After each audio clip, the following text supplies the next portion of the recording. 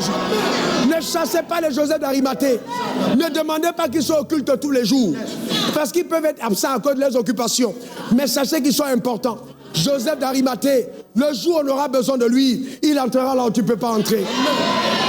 Frères et sœurs, il y a des gens qui peuvent rencontrer le président Alassane plus vite que moi. Quel que soit le degré de mes prières, je ne pourrai pas le faire. Il y a des gens qui vont juste un coup de fil. Le même soir, on le rencontrera. Ces gens sont importants. Joseph d'Arimathée. Il y a des tâches que Dieu ne te confie pas pour ne pas t'embarrasser. Il ne peut pas te demander le corps de Jésus parce que là, c'est exposé. Mais Joseph d'Arimathée avait le manteau pour ça. Quelle est l'œuvre à laquelle Dieu t'a appelé? Quelle est la tâche que Dieu t'a réservée? Pour Joseph d'Arimathée, c'était son œuvre. C'était sa tâche. C'était sa mission. C'était son mandat. C'était son manteau. Ta manière de dire Amen m'embête. Regardez Jean 18, 38 à 40. Après cela, Joseph d'Arimathée. Père, je vais te rendre grâce pour tous les Joseph d'Arimathée dans ce ministère et sur la terre. Les Joseph d'Arimathée, qu'on ne les transforme pas en Pierre, ni en Jacques, ni en Thomas. Non, qu'il reste Joseph d'Arimathée dans leur couloir. Que la religion ne les offusque pas. Oh Père, merci pour les Joseph d'Arimathée. Et la Bible dit qu'il était disciple de Jésus. Quelle contradiction. Il n'était pas là à tous les cultes. Il n'était pas présent à toutes les réunions. On ne le voyait presque pas, mais il était disciple. N'oublie jamais dans la vie que tous tes disciples ne sont pas ceux que tu vois, mais ceux qui t'entendent et suivent tes conseils. Et donc, la Bible va plus loin. La Bible dit aussi, il demanda la permission de prendre le corps de Jésus. Et Pilate le lui permit, le même jour. Quelle force. Et la Bible dit, Nicodème, qui auparavant était allé de nuit vers Jésus, voyez-vous, 2 disciples de nuit, viennent vers Jésus, apportant un mélange d'environ 100 litres de myrrhe et d'aloès.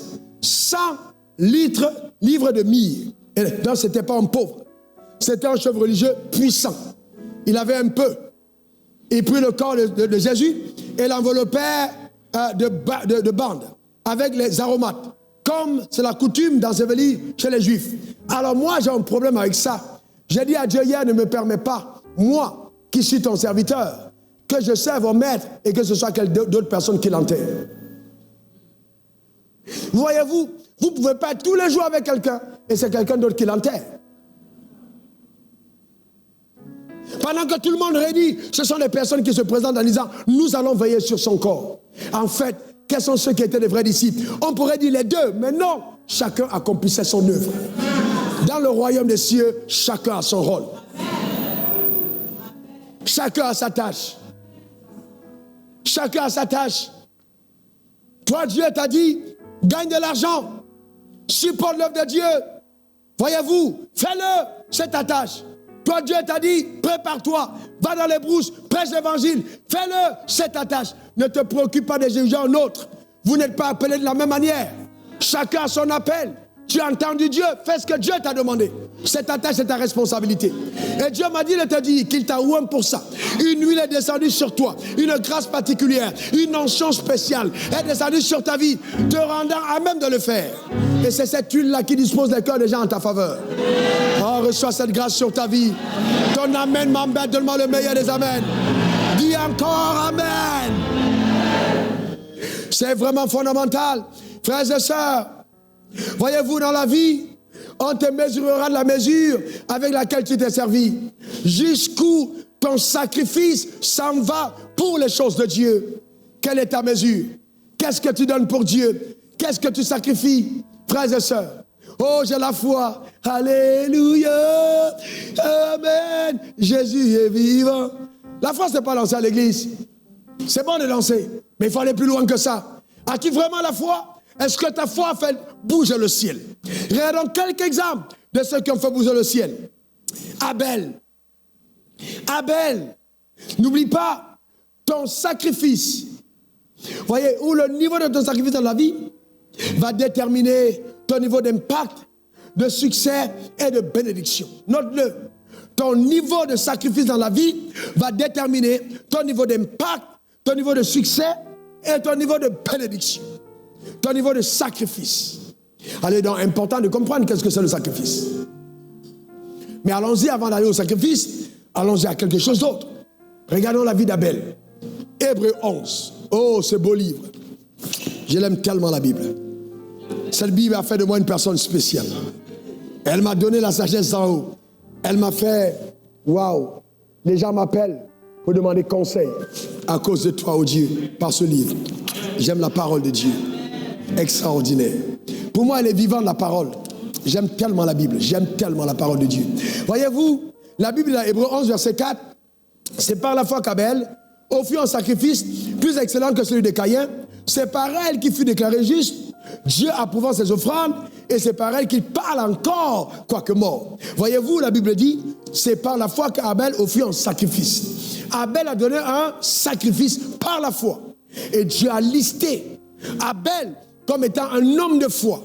En d'autres termes, le sacrifice de ta foi te rend immortel. Le sacrifice de ta foi te rend immortel.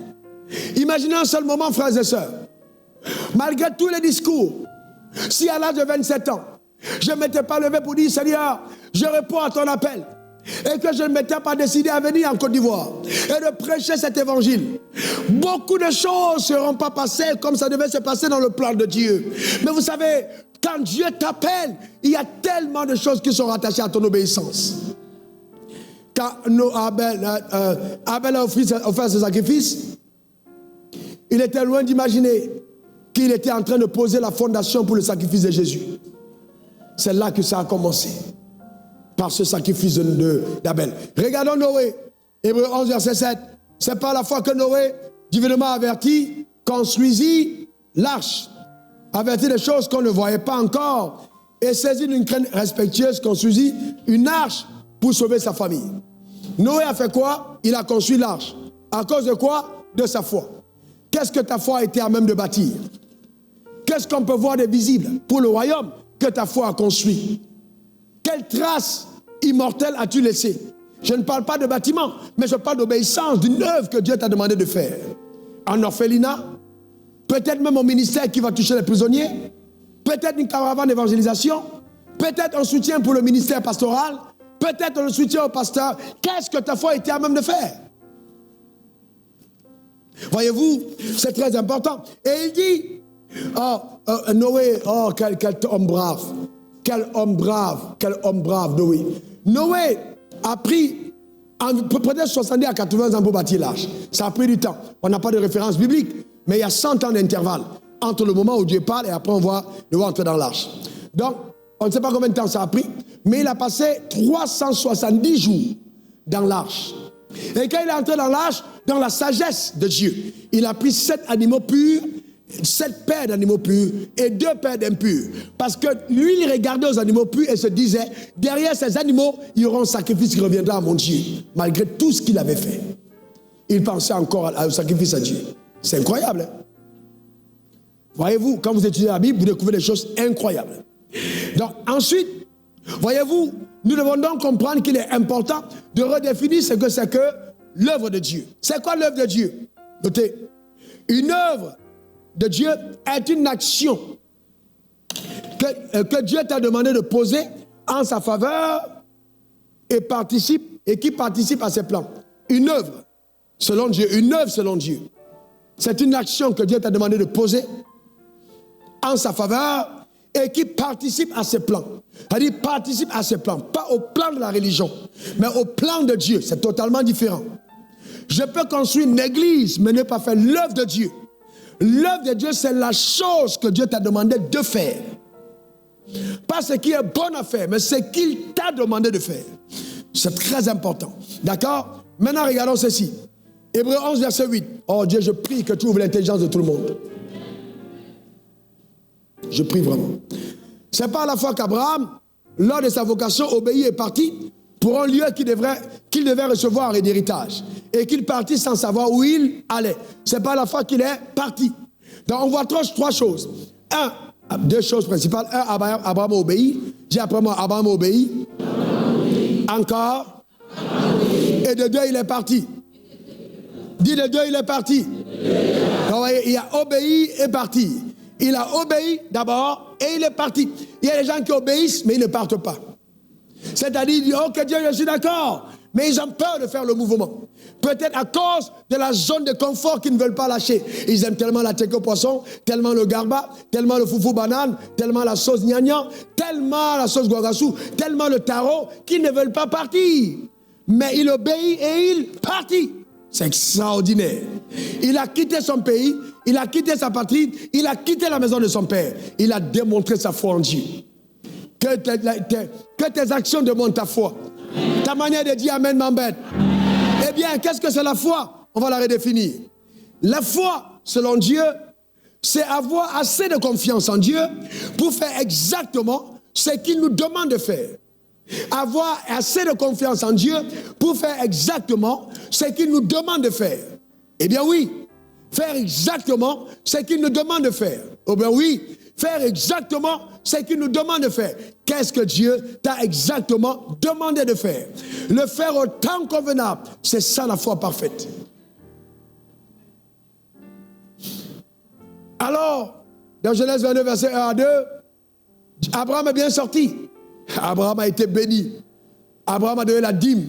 Dieu lui a dit, devant ma face, sois intègre.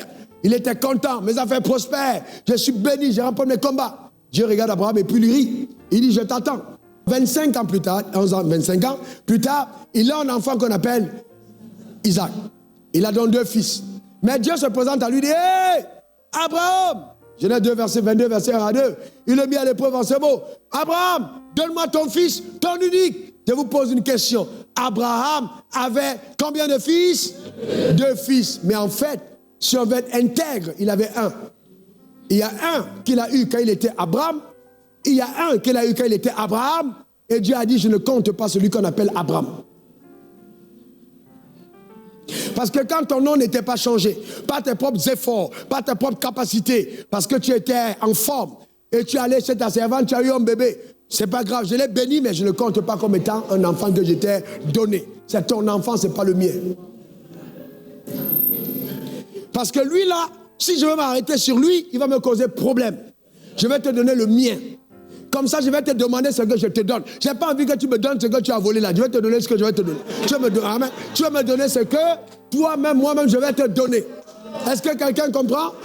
Souvent même, le voleur n'oublie pas, il ne sait pas que son vol est un indicateur qu'il y a une réserve pour lui. Souvent, voler est une anticipation aux bénédictions qui te sont réservées. Parce que même l'envie de voler, c'est déjà un indicateur que tu es appelé à avoir beaucoup. Mais le diable te trompe de le moyen par lequel tu dois passer, et c'est pour ça que tu voles. Arrête de voler et le meilleur viendra au nom suprême de Jésus.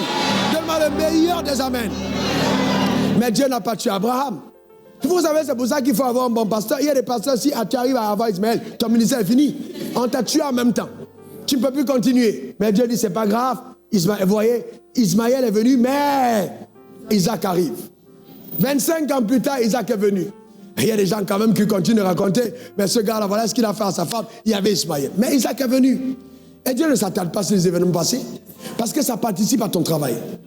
Et même ces événements vont permettre à ton équilibre de la foi de tenir. Il dit, hé, Abraham, donne-moi ton fils en unique. S'il y avait un seul fils, Abraham n'allait pas choisir. Souvent, Dieu te donne 2 pour que tu aies le son choisi. Ou bien il permet que tu aies 2 pour choisir entre les 2. Lequel tu apportes? Comme maintenant, par exemple, dans ta poche, tu peux avoir 2 billets. Un de 10 000, un de 1000 francs. Si on te dit, viens devant l'autel, sûrement 1000 francs, c'est celui de... Et puis, il y a des professeurs à l'église, même dans l'adoration, qui font ça. Dans la main, là, ils touchent, ils savent déjà où est 1000 francs, où est 500, c'est professionnel. Ils savent. Le doigté, hein, j'appelle ça le doigté de l'avare. Il connaît, là, il connaît bien. Touche comme ça, il connaît les billets. C'est pas un expert de la banque, mais c'est un expert en avarisme. Se trompe pas. Se trompe, touche là comme ça, il touche. C'est que là c'est 500. Et là, il faut voir comment il met dans l'enveloppe. En face. Il fait comme ça, et puis c'est dedans. Et puis il lève devant Dieu. Il est content, amen. Ça c'est en face, il l'a mis dans le Bible. Ah, l'église est extraordinaire. Amen. Donc Dieu sait qu'il y a les 2. Alors lequel tu donnes? Il dit, donne-moi ton fils, ton unique, celui que tu aimes, Isaac. Waouh! Waouh! C'est fort. Celui que tu aimes, Isaac. Waouh! C'est fort. Vous savez là où beaucoup de personnes se perdent, c'est qu'ils donnent à Dieu ce qu'ils veulent donner. Dieu ne reçoit pas avec joie ce que tu veux donner. Il reçoit avec joie ce qu'il t'a demandé. Donne-moi ton fils, ton unique, celui que tu aimes, Isaac. La première fois que Dieu m'a mis à cœur de donner d'un seul coup 200 millions, ça a été une lutte quand même à l'intérieur. 200 millions de francs CFA. Pourquoi? D'ailleurs, c'est moi qui prêche. C'est eux qui doivent donner. C'est là où tu commences à raisonner. Tu commences à chercher dans la Bible les Écritures pour justifier tes convictions personnelles. Tu commences à croire que là, non, c'est sûr que ce n'est pas Dieu qui a parlé. Non, non, non, c'est un rôle de prêcher, c'est un rôle des autres de donner. Et puis un jour, pendant que tu adores, tu entends, donne-moi les 200 millions que j'ai demandé. Tu dis, oh Dieu, toi aussi, quand même. Tu n'as pas vu tous les autres, il faut parler à tel.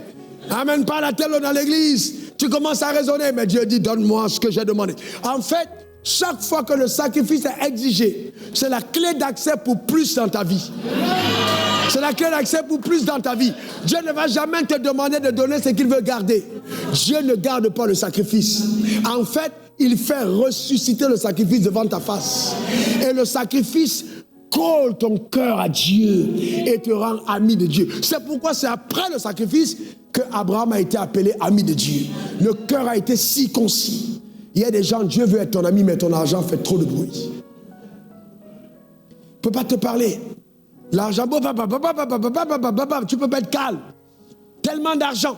Il y a des gens pour jeûner, il faut que Dieu les fasse perdre de l'argent. Le jour qu'ils perdent l'argent, ils jeûnent. Non, jeûne maintenant. Jeûne. Pendant que ton frigo est rempli, tu regardes, tu lèves les mains, tu dis, oh Dieu, je pouvais manger le caviar, je pouvais manger le foie gras, je pouvais manger la sauce gnangnan, je pouvais manger des hamburgers, mais aujourd'hui je ne mange rien de cela parce que je t'aime, Dieu. Laisse-moi faire gaga, gaga, gaga, gaga, tu aimes qui là? Il faut qu'on mange. Oh Dieu, je t'aime. Mais c'est ça, frère. La marche avec Dieu. Alléluia. Amen. Donne-moi ton fils, ton unique. Et la Bible dit, c'était une preuve. Vas-tu passer le test? Vas-tu passer le test de Dieu? Es-tu prêt à accepter de faire ce qu'il t'a demandé? Vas-tu passer le test de Dieu? Alléluia. Amen.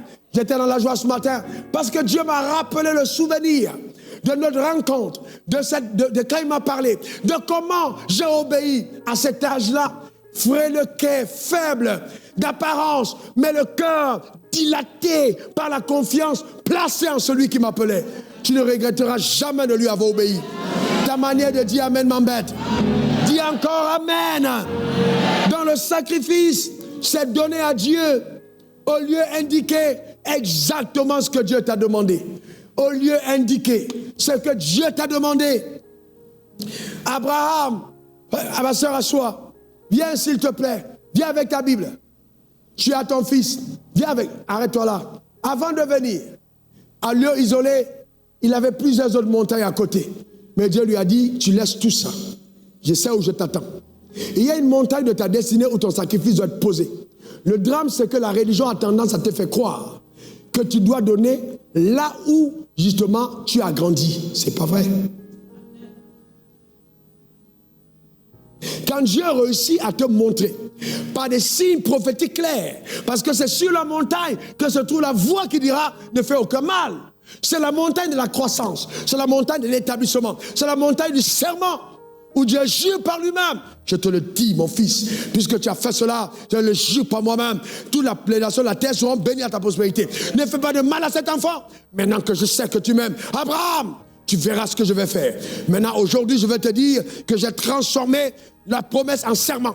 Même ta mort ne pourra pas faire mourir la promesse. Je te le dis, Abraham, je suis Dieu. Ce que tu as fait, aucun homme avant toi ne l'a fait. J'ai préparé cette heure, j'ai préparé ce jour, et je t'ai fait tomber dans les entrailles de ta mère, juste pour ça. Abraham, tu m'as montré que tu m'aimes. Abraham, je me réjouis à ton sujet. Voilà ce que Dieu attend de nous.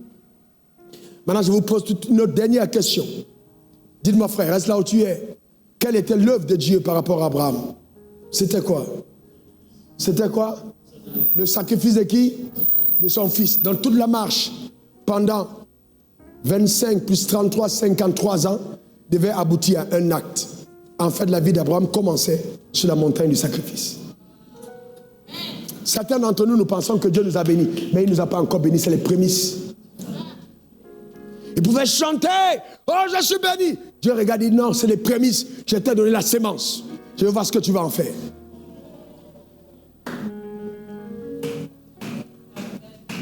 tu vas être tellement embarrassé quand tu entreras dans la plénitude de ses voies.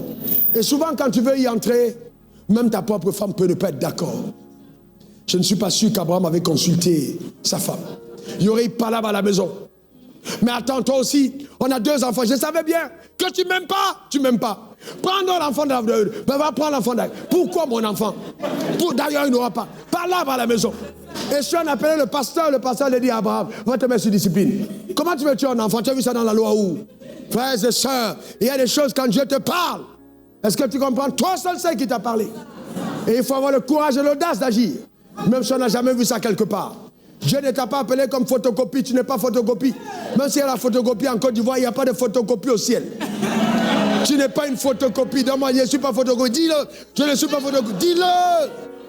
Dis encore. Dis-le encore. Tu n'es pas photocopie. Tu es authentique. Tu es original. Est-ce que quelqu'un comprend ça? Dieu t'a appelé à quelque chose, tu vas faire la chose. Oh pasteur, je n'y arriverai pas. C'est faux. Tu vas y arriver. Tu vas y arriver. Tu es capable bien plus que tu ne l'imagines. Ne permets pas à la religion de t'arrêter. Tu vas y arriver. Quelque chose de grand t'attend. Vas-y. Ton action va révéler ton identité totale. Tu connaîtras une autre dimension de joie, de quiétude, de repos, de paix, de prospérité, de joie. Dans ce chemin-là. Suis-le. Suis-le. Et tu verras Dieu agir. Suis-le. Et tu vivras longtemps. Ne te réjouis pas dans la désobéissance. Réjouis-toi d'obéir. Réjouis-toi d'obéir à ton maître. Dis encore amen. Ne mange pas le pain de la falsification, le pain de la corruption, le pain de la désobéissance. Choisis de manger le pain rassis au sucre parce que tu es sous le toit de l'obéissance. Que la viande remplit dans ta sauce alors que tu es dans la vilaine de la désobéissance. Sois obéissant à Dieu. Dis encore amen. Donc, c'est important, frère. Dieu a fait un serment. Il a juré à Abraham. Abraham a été appelé son ami. Oh, Dieu tout-puissant, quelle grâce. Abraham a été appelé son ami. Il y a un autre homme, dès que Dieu s'est vanté, il s'appelait qui? Job. J'aime ta manière d'aimer la Bible, mon frère. Job. Dieu dit à Satan, as-tu vu Job? Vous savez, il y a des gens, dès que les hommes parlent, il y a des gens, dès que Dieu parle. Et le problème, c'est quoi? C'est qu'avec l'avènement des réseaux sociaux, on court le risque d'avoir davantage de prédicateurs qui sont là pour voir si le message était bon en fonction des likes, en fonction des vues. Les gens charnels ne peuvent aimer que la chair. Plus ils sont nombreux, plus on cliquera un message charnel. La croix fait peur. La croix repousse. Le jour de la croix, Jésus n'était pas tout content de partir. Il a dit, Seigneur, si cela était possible, que cette croix, cette coupe me soit ôtée. Cependant, non ma volonté, mais la tienne. Ah oui, la chose que Dieu t'a appelée, il va tuer ta volonté. Et il arrive progressivement, mais la tienne. Pendant ce temps, tout le monde autour de lui est tombé et tout le monde dormait. Les gens vont être très égayés autour de toi quand tu vas multiplier le pain. Quand tu vas ressusciter les morts, ils seront contents dans un ministère populaire. Mais quand tu entreras dans le couloir réservé, dans l'arène spécifique, dans le couloir de ta destinée, là même les votes vont changer. On va dire Barabbas est préférable à Jésus. Es-tu prêt pour ça? Dans tous les cas, je te donne un dernier conseil. Quitte les choses avant qu'elles ne te quittent. La meilleure façon de ne pas être quitté par quelque chose, c'est la quitter avant.